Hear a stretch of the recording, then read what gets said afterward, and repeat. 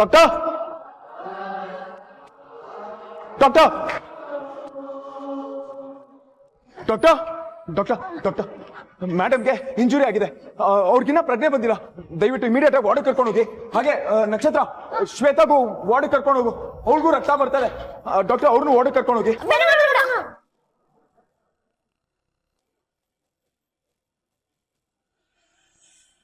ನನ್ನ ವಿಷಯ ಬಿಡಿ, I will be fine. Ma'am condition ತುಂಬ ಸೀರಿಯಸ್ ಆಗಿದೆ, ಅವ್ರಿಗೆ ಫಸ್ಟ್ ಪ್ರಜ್ಞೆ ಬರೋ ಹಾಗೆ ಮಾಡಿ. ನಾನು ಆಮೇಲೆ ಟ್ರೀಟ್ಮೆಂಟ್ ತಗೊಳ್ತೀನಿ, ನೋ ಇಶ್ಯೂಸ್. ಶ್ವೇತಾ, ಅರ್ಥ ಮಾಡ್ಕೊಳ್ಳಿ, ಇಬ್ರಿಗೂ ಟ್ರೀಟ್ಮೆಂಟ್ ಅಗತ್ಯ ಇದೆ. ತಲೆ ಮೇಲೆ ಪೈಪ್ ಬಿದ್ದು ರಕ್ತ ಎಲ್ಲ ಬರ್ತಿದೆ, ಸೆಪ್ಟಿಕ್ ಆಗುತ್ತೆ. ಪ್ಲೀಸ್ ಟ್ರೀಟ್ಮೆಂಟ್ ಆಗಲೇಬೇಕು, ಅರ್ಥ ಮಾಡ್ಕೊಳ್ಳಿ ನೀವೂ.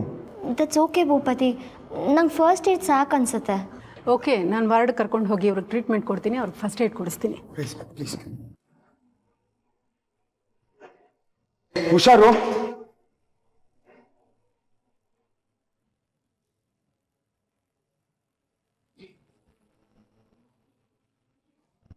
ನಕ್ಷತ್ರ, ಇವ್ರನ್ನ ನೋಡ್ಕೊ, ನಾನು ನರ್ಸಿಗೆ ಇನ್ಫಾರ್ಮ್ ಮಾಡ್ತೀನಿ.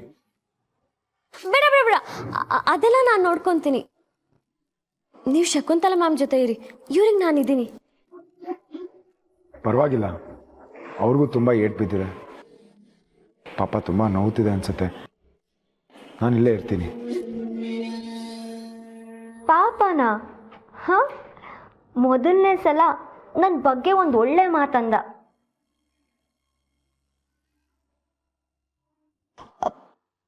ಡೋಂಟ್ ವರಿ ಭೂಪತಿ, ನನ್ನ ವಿಷಯ ಬಿಡಿ, ನೀವು ಮ್ಯಾಮ್ ಜೊತೆ ಇರಿ. ನನಗೆ ಸ್ವಲ್ಪ ತಲೆ ಮತ್ತು ಕೈ ನೋವ್ತದೆ ಅಷ್ಟೆ. ನನ್ನ ನೋಡ್ಕೊಳಕ್ಕೆ ಇವರಿಬ್ರು ಇದ್ದಾರಲ್ಲ, ಸಾಕು.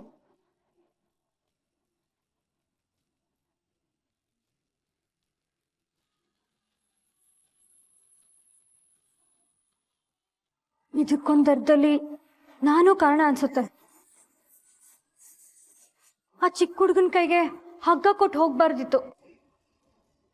ಅವನದ್ರ ಭಾರ ತಡಿಲಾರ್ದೆ ಪೆಂಡಾಲ್ ಬಿಟ್ಬಿಟ್ಟ ಅನ್ಸುತ್ತೆ. ಸದ್ಯ ಮೇಡಮ್ಗಾಗ್ಲಿ ನಿಮ್ಗಾಗ್ಲಿ ಏನೂ ಆಗಿಲ್ಲ, ಬಚಾವಾದ್ರಿ. ದೇವ್ರೆ ನಿಮ್ಮನ್ನು ಕಾಪಾಡ್ದ. ಯಾವ ಹುಡುಗ ನಕ್ಷತ್ರ? ಅಲ್ಲಿ ಯಾವ ಹುಡುಗನೂ ಇರಲಿಲ್ಲ. ಹೌದಾ? ಅವನಲ್ಲಿರ್ಲಿಲ್ವಾ? ಛೇ, ಹೋಗ್ಲಿ ಬಿಡಿ. ಇವಾಗ ಅದನ್ನ ನೆನ್ಸ್ಕೊಂಡು ಏನು ಪ್ರಯೋಜನ? ಸದ್ಯಕ್ಕೆ ಶಕುಂತಲಾ ಮೇಡಮ್ಗೆ ಪ್ರಜ್ಞೆ ಬಂದರೆ ಅರ್ಧ ಟೆನ್ಷನ್ ಕಮ್ಮಿ ಆಗುತ್ತೆ.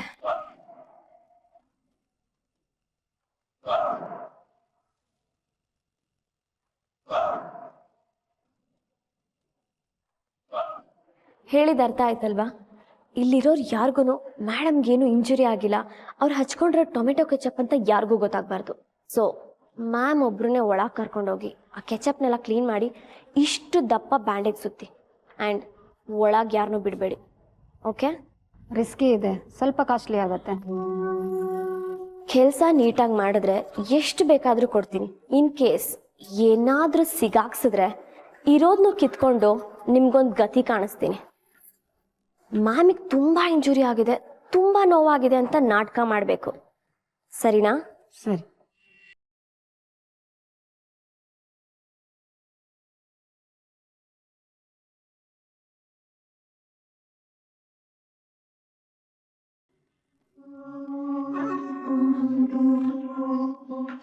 ಸದ್ಯಕ್ಕೆ ಇಷ್ಟು ಇಟ್ಕೊಂಡಿರು, ಮಿಕ್ಕಿದ್ದ ಆಮೇಲೆ. ಸರಿ.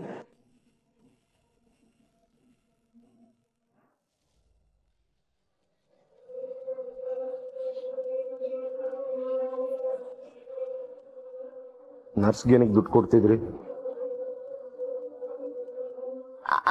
ಅದು ಮಾತ್ರೆ ತರಕ್ಕೆ.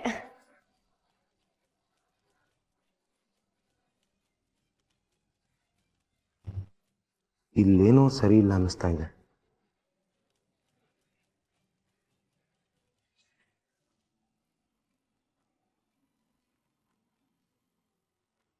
ಹೆದರ್ಬೇಡವೋ, ಮೇಡಮ್ಗೇನು ಆಗಲ್ಲ, ಅವ್ರು ಹುಷಾರಾಗ್ತಾರೆ. ಅವರು BP ಮಾತ್ರೆ ತೊಗೊಂಡಿಲ್ವಂತೆ, ನನಗೆ ಅದೇ ಭಯ ಆಗ್ತಿರೋದು. ಹಾಗೆಲ್ಲ ಮಾತ್ರೆ ಮಿಸ್ ಮಾಡ್ಕೊಳ್ಳೋ ಹಾಗೆ ಇಲ್ಲ, ತುಂಬ ರಿಸ್ಕಿ. ಯಾಕೆ ಹೀಗೆಲ್ಲ ಮಾಡ್ತಾರೋ ಅಂತಾನೆ ಅರ್ಥ ಆಗ್ತಿಲ್ಲ. ನಿನಗೆ ಸಂಬಂಧನೇ ಇಲ್ದಿರೋ ಮೇಡಮ್ಗೆ ಹೀಗಾಗಿರೋದಕ್ಕೆ ಇಷ್ಟು ಒದ್ದಾಡ್ತಿದ್ಯಲ್ವಾ? ನಿಮ್ಮ ಅಮ್ಮನಿಗೇನಾದರೂ ಹೆಚ್ಚು ಕಮ್ಮಿ ಆದರೆ ನಿನ್ನ ಕತೆ ಏನೋ?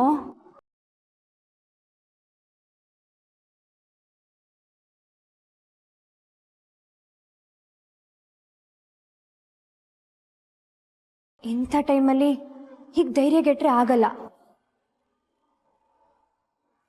ಹೆದರ್ಬೇಡ್ವೋ, ಏನೂ ಆಗಲ್ಲ.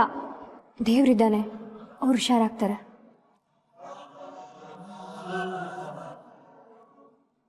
ನೀನು ಹೆದರ್ದಷ್ಟು ಕೆಟ್ಟ ಕೆಟ್ಟ ಯೋಚನೆ ಬರುತ್ತೆ.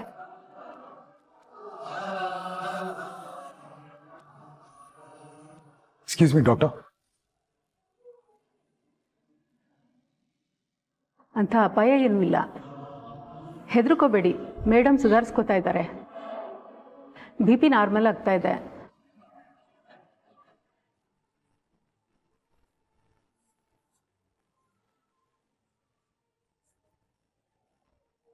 Thank you. ಒಂದು ವೇಳೆ ಅವ್ರು ಮಳೇಲಿ ನಿಂದಿದ್ದರೆ ಉಳಿಸ್ಕೊಳ್ಳೋದು ತುಂಬ ಕಷ್ಟ ಆಗ್ತಿತ್ತು. ಅದಲ್ಲದೆ ಆ ರಾಡೇನಾದರೂ ತಲೆಗೆ ತಗಲಿದಿದ್ರೆ ಇನ್ನೊಂದು ಥರ ತೊಂದರೆ ಆಗ್ತಿತ್ತು. ಲಕ್ಕಿಲಿ ಆ ಥರ ಯಾವುದೂ ಅಪಾಯ ಆಗದೆ ಸೇಫ್ ಆಗಿದ್ದಾರೆ, ಯೋಚನೆ ಮಾಡಬೇಡಿ. Thank you.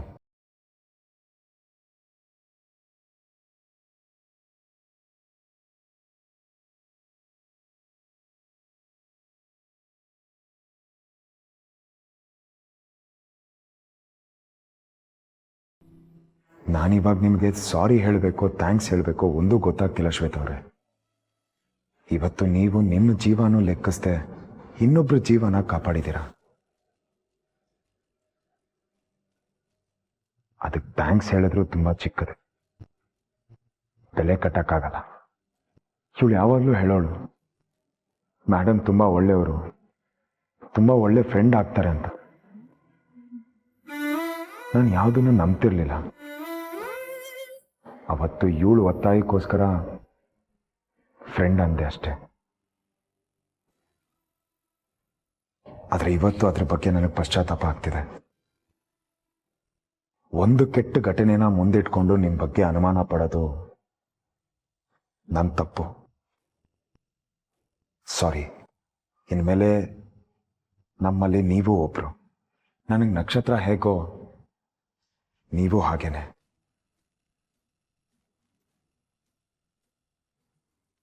ಹಾಂ, ರೆಸ್ಟೋರೆಂಟಲ್ಲಿ ನೀವು ಮಾತಾಡಿದ್ರಿ, ನಾನು ಮಾತಾಡಿದೆ, ನಾವಿಬ್ಬರೂ ಮಾತಾಡಿದ್ವಿ. ಅದನ್ನ ಅಲ್ಲಿಗೆ ಬಿಟ್ಬಿಡೋಣ, ಫ್ರೆಶ್ ಆಗಿ ಶುರು ಮಾಡೋಣ.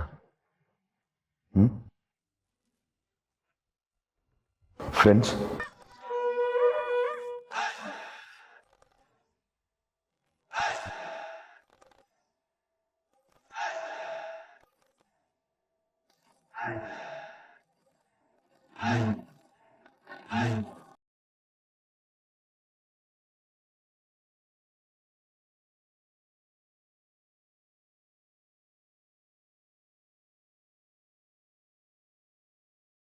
ಅಮ್ಮನ ಜೀವ ಉಳಿಸಿದ್ದಕ್ಕೆ ತುಂಬ ಥ್ಯಾಂಕ್ಸ್. Thank you. ಅಮ್ಮನ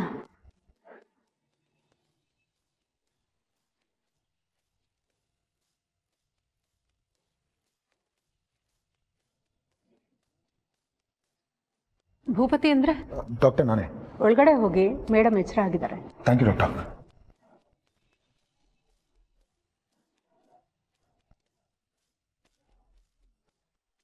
ಥ್ಯಾಂಕ್ ಗಾಡ್ ಇವನ್ ಬಿದ್ದ. ಇನ್ನು ಇವ್ರ ಅಮ್ಮಂದೇ ಇರೋದು ಚಾಲೆಂಜ್. ಅವ್ರಿಗೆ ಎಚ್ಚರ ಆದಮೇಲೆ ಅದೇನು ಕಾದದ್ಯೋ, ಒಂದು ಸರಿ ಹೋಯ್ತು ಅನ್ನುವಾಗ ಇನ್ನೊಂದು ಮಿಸ್ ಆಗ್ತದೆ. ಛೇ. ಮೇಡಮ್ ಬನ್ನಿ.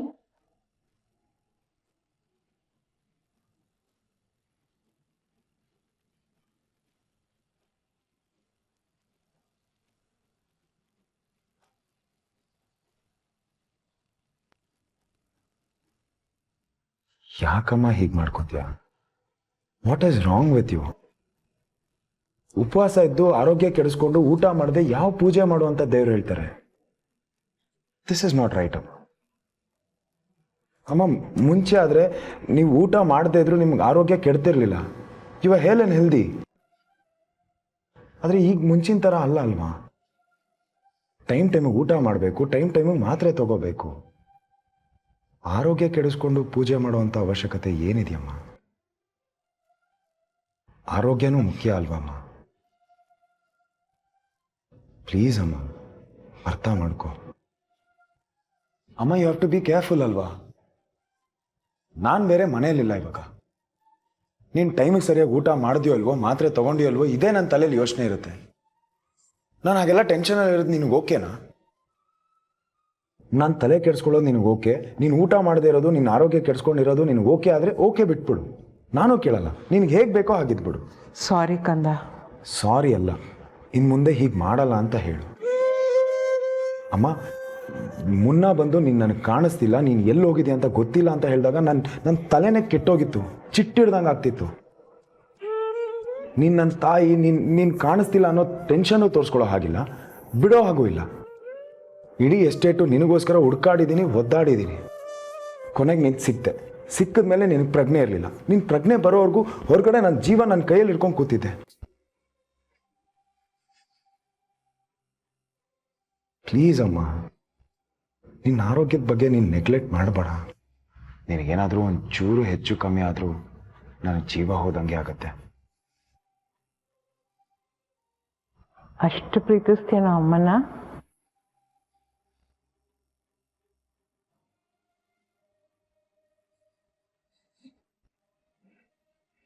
ಸಾರಿ. ಬೇಗ ಪೂಜೆ ಮುಗಿಯತ್ತೆ, ಆದಷ್ಟು ಬೇಗ ಮನೆಗೆ ಬರ್ತೀನಲ್ಲ ಅಂತ ಮಾತ್ರೆ ತಗೊಳ್ದೆ ಬಂದೆ.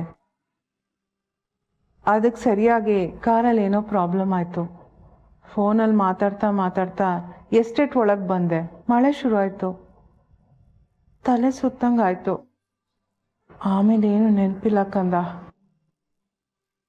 ಯಾವಾಗ ಇಲ್ಲಿಗೆ ಬಂದನೋ, ಅದೇನಾಯ್ತೋ ಒಂದು ಗೊತ್ತಿಲ್ಲ. ಆಮೇಲೆ ನೀನಿವತ್ತು ಹುಷಾರಾಗಿದೆಯಾ, ಸೇಫ್ ಆಗಿದೆಯಾ ಅಂದರೆ ಅದಕ್ಕೆ ಕಾರಣ ಶ್ವೇತಾ ಅಮ್ಮ.